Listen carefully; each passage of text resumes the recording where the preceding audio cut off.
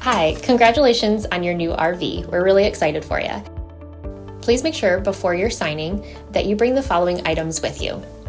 If you're a cash buyer, please make sure that you bring a cashier's check, no personal checks at time of signing, or you may bring actual cash. If you're a finance customer, please make sure that you bring proof of insurance listing your specific lien holder. If you need that information, please call us ahead of time. Also, make sure that you bring all valid driver's license of all persons that will be listed on the title.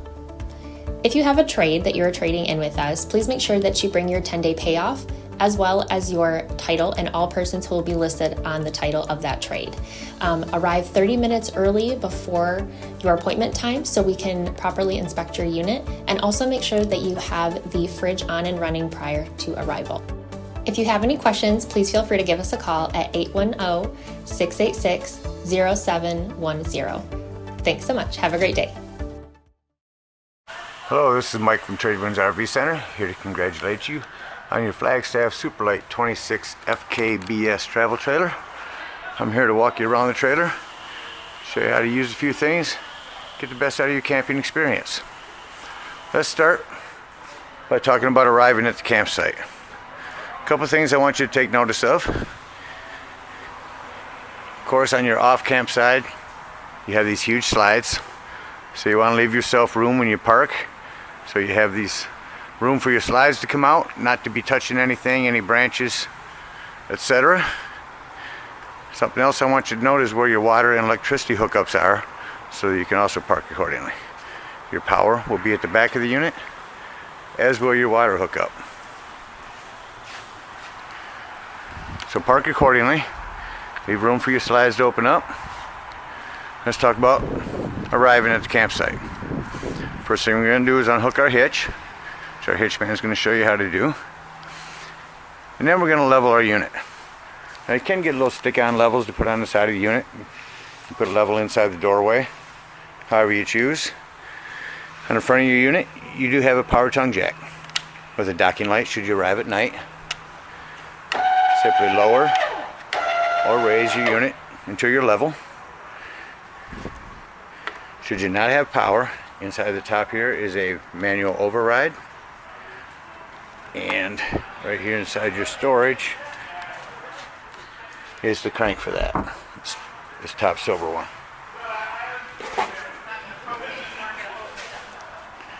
After you have your unit level, next thing you want to do is stabilize your unit. Coming around to the side of your unit here in the front, we do have this other docking light I want to point out. And coming around to your campsite is going to be your controls.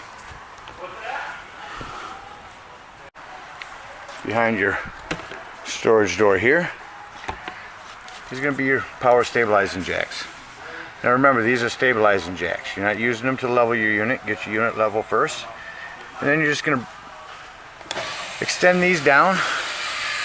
I highly recommend jack pads. They're going to help protect the feet of your stabilizing jacks. Going to better distribute weight. It's going to keep hot tar and dirt and whatnot off your stabilizing jack feet. So you're going to want to bring this down just until it's level. And crack it back up. You just want these taut. Now after you've done the front and back, check and make sure you're still level.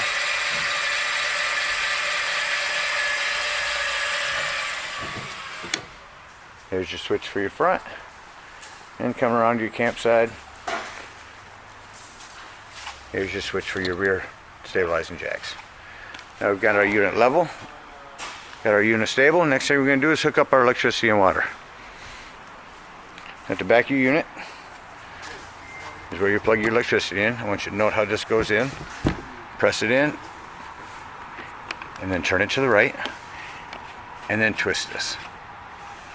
Now you do have 50 amp service, so at the end of that you will put a dog bone, which will bring you down from 50 amp to 30 amp, which most campsites are set at.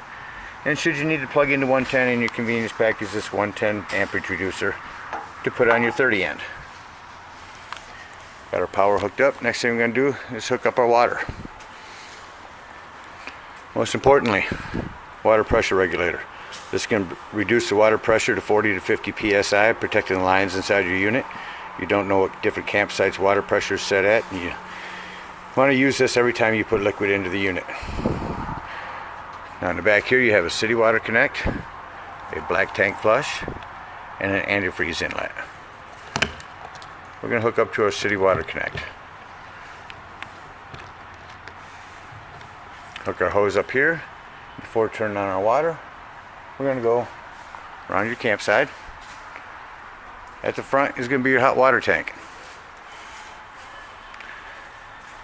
First thing you want to do, open your hot water heater and make sure your drain plug's in.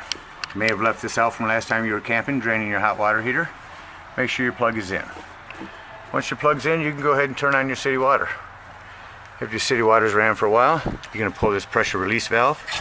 It's going to let air out and then water.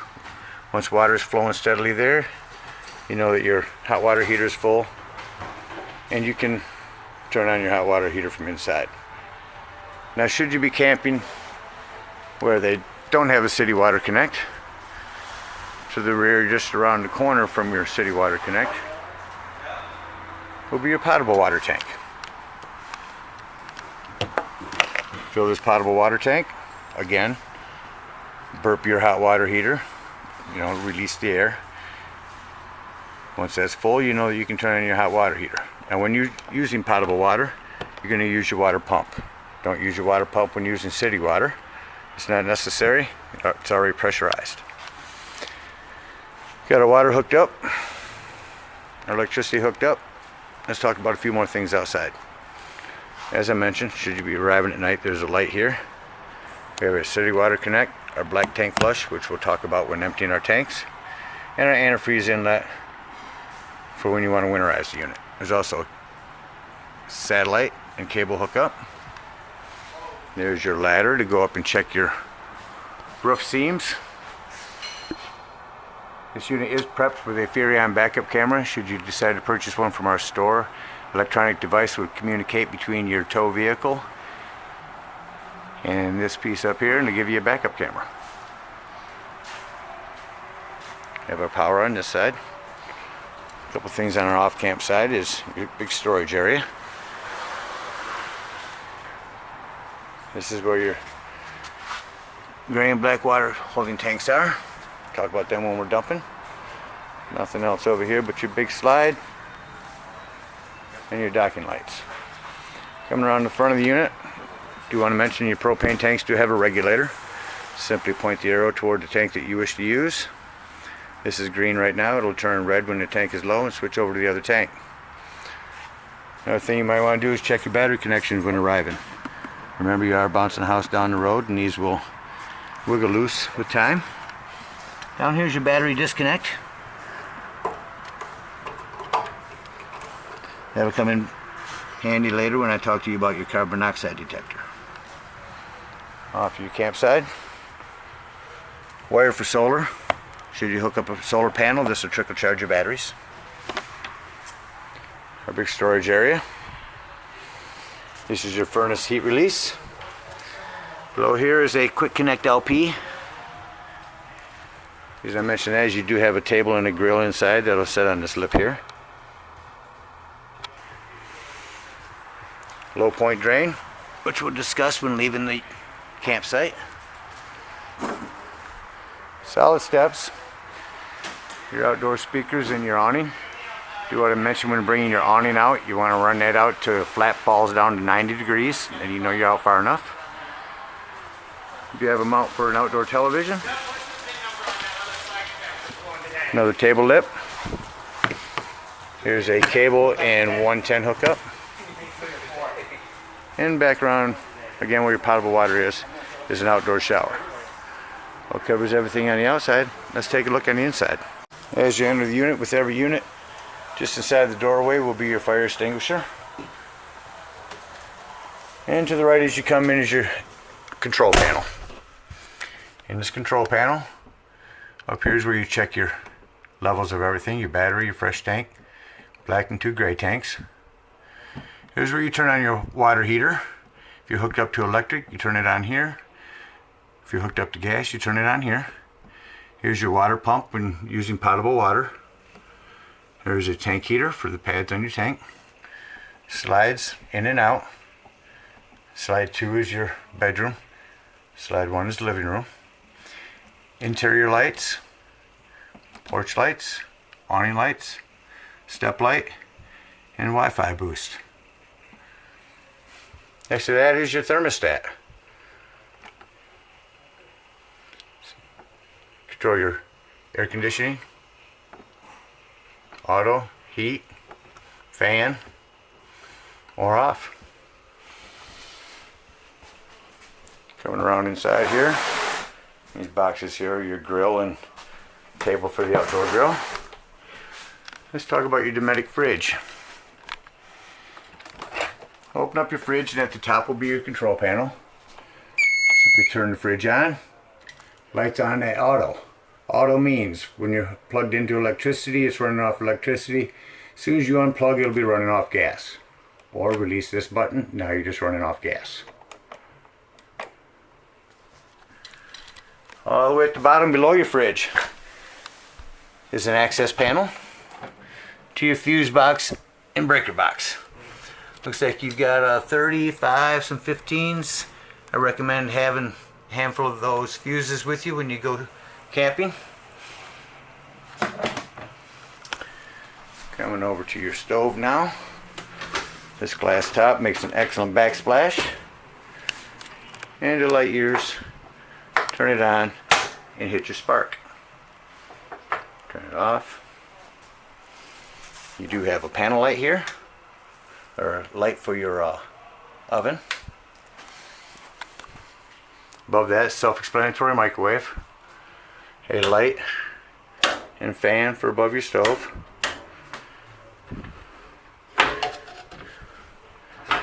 You have your dual kitchen sinks. 110 and USB ports here. Let's go all the way down to the bottom left-hand corner of your kitchen area. Is going to be your safety alert carbon monoxide detector. This is a 12-volt carbon monoxide detector, which means it's always running off your batteries. So if you're going to be gone for the day, I highly recommend disconnecting your battery. Use that battery disconnect up front, shut your battery off for the day so that this doesn't run your battery down. Of course, your table will fold down. Sit onto these lips here. Put your back cushions on the table and you have a bed. You have your power recliners here.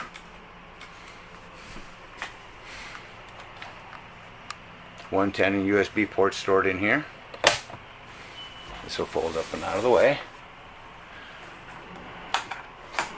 You have your one-touch lighting throughout the unit. Smoke alarm. Your RV Technologies Bluetooth USB port AM/FM stereo system. It is 3-zoned, so you can play your music indoors, outdoors, or both. 110 there, and your Insignias television. Let's talk about your fireplace. Down here's your power button. So the secret to a fireplace isn't just its beauty.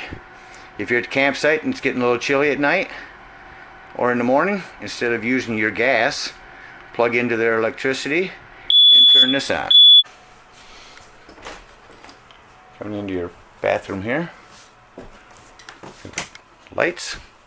One thing I want to mention in the bathroom is to keep an eye on all of your plumbing. And you do have a 110 in your bathroom with GFI. Keep an eye on this plumbing back here just like you would at home. Maintain it. Coming into your bedroom here. AC prepped. So should you want to ever put a second AC in here, you can put it in where this vent is. And then your bedroom. 110 and USB ports on the very back of the unit.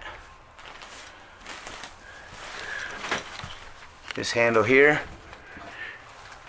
or this area here, is your water pump and filter access.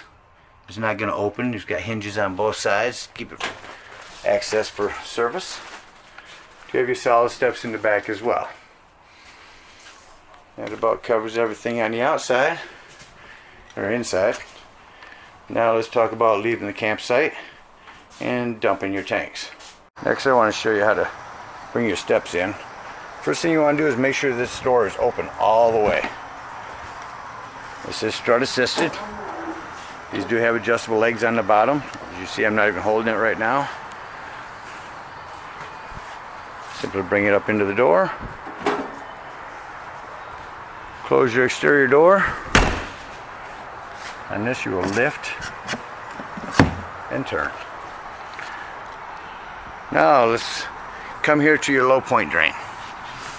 We're going to empty both of these drains. We're going to come to our hot water heater. We're going to burp it again, make sure there's no air in the lines, and pull our drain plug.